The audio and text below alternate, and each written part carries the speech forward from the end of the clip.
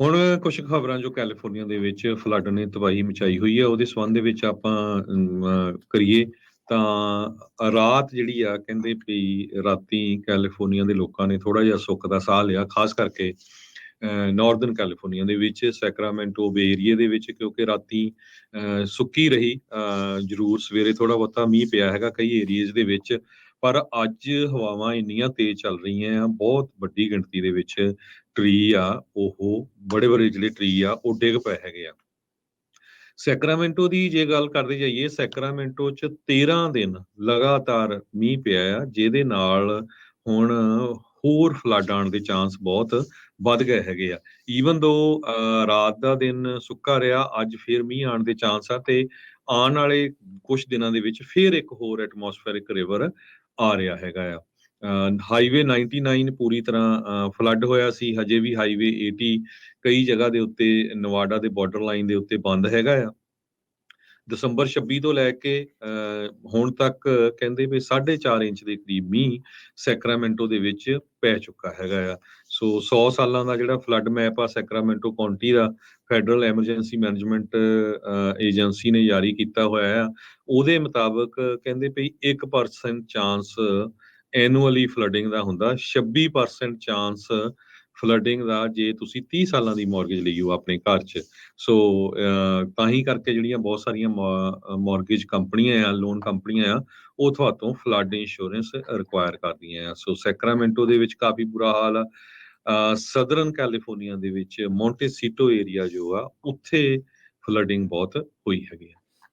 ਜੀ ਬਿਲਕੁਲ। ਸੋ ਸਥਿਤੀ ਸਾਰੇ ਥਾਵਾਂ ਦੇ ਉੱਤੇ ਠੀਕ ਨਹੀਂ ਆ ਤੇ 2 ਕੁ ਹੋਰ ਐਟਮੋਸਫੇਰਿਕ ਰਿਵਰਸ ਆਉਣ ਦੀਆਂ ਕਿਆਸ ਰਹੀਆਂ ਨੇ, ਵੱਧ ਵੀ ਹੋ ਸਕਦੀ, ਘੱਟ ਵੀ ਹੋ ਸਕਦੀ, ਪਰ 2 ਹੋਰ ਸਟਾਰਮ ਜਿਹੜੇ ਆ ਉਹ ਅਜੇ ਘੱਟੋ ਘੱਟ ਮਿੱਥੇ ਜਾ ਰਹੇ ਆ। ਜਨਵਰੀ 21 ਤੱਕ ਰੁਕ ਰੁਕ ਕੇ ਜਿਹੜਾ ਮੀਂਹ ਆ ਉਹ ਪੈਣ ਦੀਆਂ ਸੰਭਾਵਨਾਵਾਂ ਆ।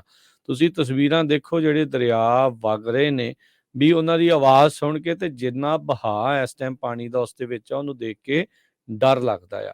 21 ਮਿਲੀਅਨ ਲੋਕ ਅਜੇ ਵੀ ਫਲੱਡ ਅਲਰਟਸ ਦੇ ਅੰਡਰ ਦੱਸੇ ਜਿਹੜੇ ਹੋ ਜਾ ਰਹੇ ਨੇ। ਘਰਾਂ ਦੇ ਘਰ ਜਿਹੜੇ ਉਹ ਇਸ ਟਾਈਮ ਪੂਰੀ ਤਰ੍ਹਾਂ ਕਈ ਥਾਵਾਂ ਦੇ ਉੱਤੇ ਡੁੱਬੇ ਪਏ ਨੇ। ਸੋ 17 ਮੌਤਾਂ ਜਿਹੜੀਆਂ ਆ ਉਹ ਹੋਈਆਂ ਆ।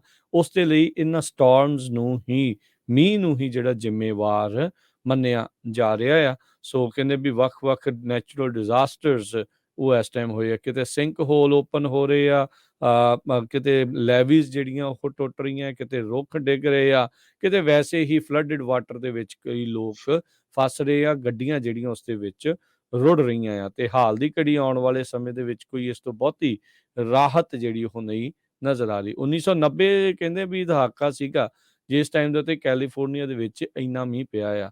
ਬੇ ਏਰੀਏ ਦੇ ਕਈ ਇਲਾਕਿਆਂ 'ਚ, ਸੈਨ ਫਰਾਂਸਿਸਕੋ, ਸੈਨ ਹੋਜ਼ੇ, ਇੱਦਾਂ ਦੇ ਇਲਾਕਿਆਂ 'ਚ 12-12 ਇੰਚ ਤੱਕ ਮੀਂਹ ਜਿਹੜਾ ਹੈ ਉਹ ਆਲਰੇਡੀ ਪੈ ਚੁੱਕਾ ਆ।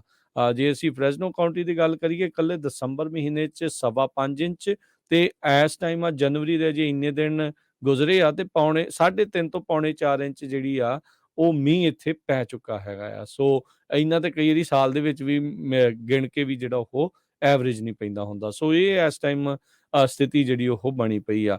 ਗਵਰਨਰ ਗੈਵਿਨ ਨਿਊਸਮ ਨੇ ਇੱਕ ਵਾਰੀ ਫੇਰ ਇਹ ਇਸ਼ਾਰਾ ਜਿਹੜਾ ਉਹ ਕੀਤਾ ਵੀ ਜੋ ਇਸ ਟਾਈਮ ਕੈਲੀਫੋਰਨੀਆ ਦੇ ਵਿੱਚ ਡਰਾਮੈਟਿਕ ਵੈਦਰ ਸਵਿੰਗਸ, ਡਰਾਊਟ ਤੋਂ ਸਿੱਧਾ ਆਪਾਂ ਹੜ੍ਹਾਂ ਵੱਲ ਨੂੰ ਆਏ ਆ, ਇਹ ਕਿਤੇ ਨਾ ਕਿਤੇ ਕਲਾਈਮੇਟ ਚੇਂਜ ਦੇ ਨਾਲ ਜੁੜ ਕੇ ਜਿਹੜਾ ਉਹ ਦੇਖਿਆ ਜਾ ਰਿਹਾ ਹੈ। ਕਹਿੰਦੇ ਵੀ ਜਿਹੜਾ ਡਰਾਈਨੈਸ ਆ ਉਹ ਲਗਾਤਾਰ 3 ਸਾਲ ਬਹੁਤ ਜ਼ਿਆਦਾ ਡਰਾਈ ਰਹੀ, ਤੇ ਹੁਣ ਜਿਹੜੀ ਮੀਂਹ ਆ ਉਹ ਓਨਾ ਹੀ ਜ਼ਿਆਦਾ ਜਿਹੜਾ ਆ ਉਹ ਆਪਾਂ ਨੂੰ ਦੇਖਣ ਨੂੰ ਮਿਲ ਰਿਹਾ ਆ। ਇਹ ਵੈਦਰ ਵਿਪਲੈਸ਼ ਜਿਹੜੀ ਉਹ ਆਪਾਂ ਦੇਖਣ ਨੂੰ ਮਿਲੀ ਆ। ਕੱਲ ਸੈਂਟਾ ਕਰੂਜ਼ ਕਾਉਂਟੀ ਦੇ ਇਲਾਕੇ ਦੇ ਵਿੱਚ ਪਹੁੰਚੇ ਸੀਗੇ ਗਵਰਨਰ ਨਿਊਸਮ, ਜਿੱਥੇ ਨੁਕਸਾਨ ਹੋਏ ਇਲਾਕੇ ਦਾ ਇਹਨਾਂ ਨੇ ਮੁਆਇਨਾ ਜਿਹੜਾ ਉਹ ਕੀਤਾ ਹੈ, ਜਾਇਜ਼ਾ ਜਿਹੜਾ ਉਹ ਲਿਆ ਆ। ਸੋ ਇਹ ਜਿਹੜੀ ਸਥਿਤੀ ਬਣੀ ਹੈ 2018 ਦੇ ਵਿੱਚ, ਪਿਛਲੀ ਵਾਰੀ ਜਿਹੜੇ ਫਲੱਡ ਵਗੈਰਾ ਆਇਆ ਸੀ, ਉਦੋਂ 2 ਦਰਜਨ ਲੋਕਾਂ ਦੀਆਂ ਜਿਹੜੀਆਂ ਹਰਜੋਤ ਸਿੰਘ ਜੀ ਮੌਤਾਂ ਹੋਈਆਂ ਸੀ।